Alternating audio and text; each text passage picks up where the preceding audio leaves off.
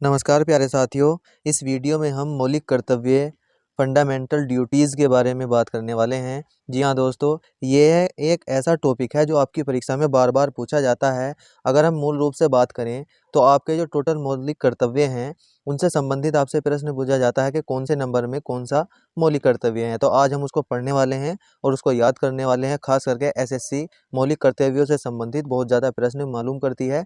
तो आप लोगों को इस क्लास के अंत तक जरूर बना रहना है। अगर आपकी तैयारी एसएससी जीडी या एसएससी के किसी भी एग्जाम या किसी भी आप कॉम्पिटिटिव एग्जाम की तैयारी कर रहे हैं तो ये क्लास आपके लिए बहुत ज़्यादा इंपॉर्टेंट होने वाली है। तो चलिए स्टार्ट करते हैं।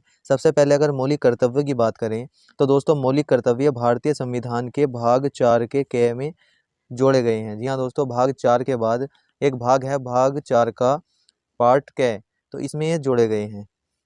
मूल संविधान में मौलिक कर्तव्य नहीं थे।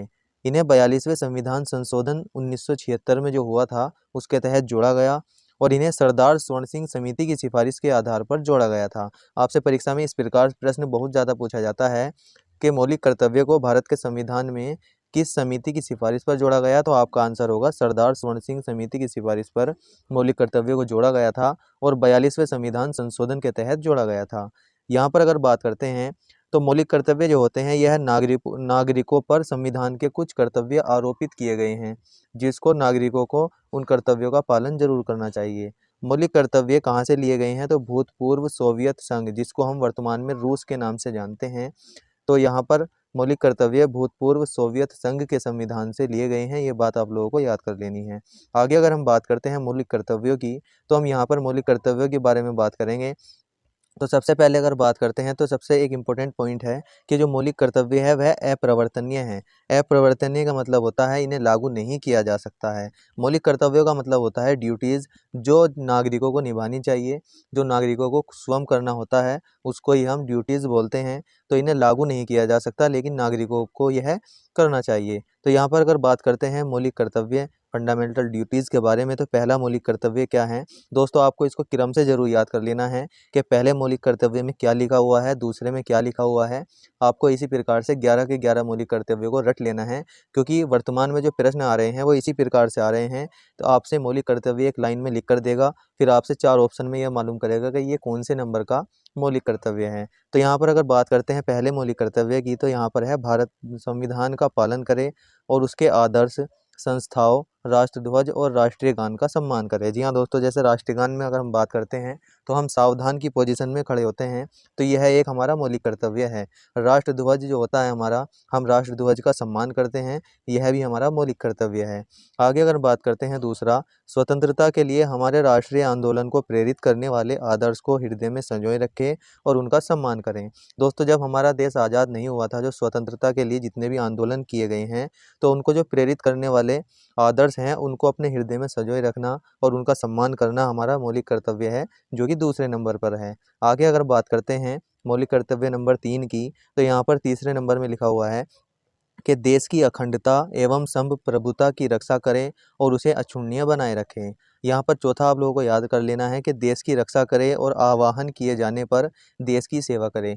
दोस्तों, जो एसएससी दिल्ली पुलिस का एग्जाम हुआ है उसमें मौलिक कर्तव्य बार बार इसी प्रकार से पूछे गए हैं कि एक मौलिक कर्तव्य लाइन में लिख के दिया हुआ है और लास्ट में ये मालूम किया गया है कि बताइए यह है कौन से अनुच्छेद के कौन से भाग में है। इस प्रकार से ये पूछा गया है। तो भाग 4 में या चौथा अनुच्छेद जो है वो देश की रक्षा करे और आह्वान किए जाने पर देश की सेवा करें, ये चौथा मौलिक कर्तव्य आपका हो जाएगा। पांचवा अगर बात करते हैं समान भारतत्व, मतलब जो भाई भाई की जो समान भारत की भावना होती है उसका विकास करें। सभी भेदभाव, जैसे भेदभाव होते हैं धर्म, भाषा, क्षेत्र, जाति, इन सभी से दूर रहें। ऐसी प्रथाओं का त्याग करना जो महिलाओं का सम्मान के विरुद्ध हो। ये सब चीज़ें जो हैं हमारा पांचवें मौलिक कर्तव्य बताता है। आगे है नंबर 6, हमारी सामाजिक संस्कृति की गौरवशाली परंपरा का महत्व समझें एवं उसकी रक्षा करें। आगे अगर बात करते हैं सातवें मौलिक कर्तव्य की तो बहुत ज़्यादा इंपॉर्टेंट है।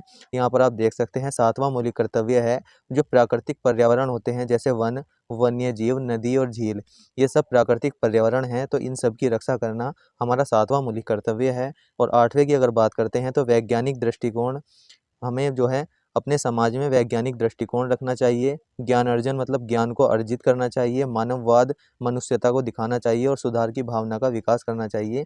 ये हमारा 8वां मौलिक कर्तव्य है। आगे यहाँ पर सार्वजनिक संपत्ति की रक्षा करें, हिंसा से दूर रहें। जो सार्वजनिक संपत्ति होती हैं उनकी हमें रक्षा करनी चाहिए और हिंसा से दूर रहना चाहिए। ये जो है हमारा 9वें नंबर का क्या है, मौलिक कर्तव्य है। और सबसे यहाँ पर आप देख सकते हैं 10 मौलिक कर्तव्य। 10वां है यहाँ पर व्यक्तिगत एवं सामूहिक गतिविधियों के सभी क्षेत्रों में आगे की ओर बढ़ने का प्रयास करें, जिससे राष्ट्र भी निरंतर वृद्धि करेगा। दोस्तों अगर मैं बात करूं तो मूल संविधान में एक भी मौलिक कर्तव्य नहीं था, लेकिन जो 42वां संविधान संशोधन हुआ उसके तहत 10 मौलिक कर्तव्य जोड़े गए। लेकिन वर्तमान में टोटल 11 मौलिक कर्तव्य हैं और जो 11वां मौलिक कर्तव्य है वह 86वें संविधान संशोधन सन 2002 में जोड़ा गया था। और इसके बाद जब 86वां संविधान संशोधन हुआ तो अनुच्छेद 45 की भाषा में परिवर्तन हुआ। अनुच्छेद 21A जो कि एक मौलिक अधिकार है इसको भी जोड़ा गया था और अनुच्छेद 51A में 11वां जो मौलिक कर्तव्य है उसको जोड़ा गया 86वें संविधान संशोधन के तहत। और वह मौलिक कर्तव्य क्या था, जो 6 से 14 वर्ष के बच्चे होते हैं उनकी देखभाल और उनकी प्राथमिक शिक्षा से संबंधित जो भी प्रावधान हैं, जो कर्तव्य दिए गए हैं, वो सब 11वें मौलिक कर्तव्य में बताए गए हैं। तो दोस्तों मैंने आपको 11 के 11 मौलिक कर्तव्य बता दिए हैं। अगर आपको हमारे पढ़ाने का तरीका अच्छा लगता है तो हमारी वीडियो को लाइक कर दीजिए और हमारे चैनल को भी सब्सक्राइब कर दीजिए। और जितने भी भाई बहन आपके तैयारी कर रहे हैं उन सभी को ये वीडियो शेयर जरूर करना। और वीडियो को यहाँ तक देखने के लिए बहुत बहुत धन्यवाद। मिलते हैं किसी अन्य टॉपिक में। जय हिंद।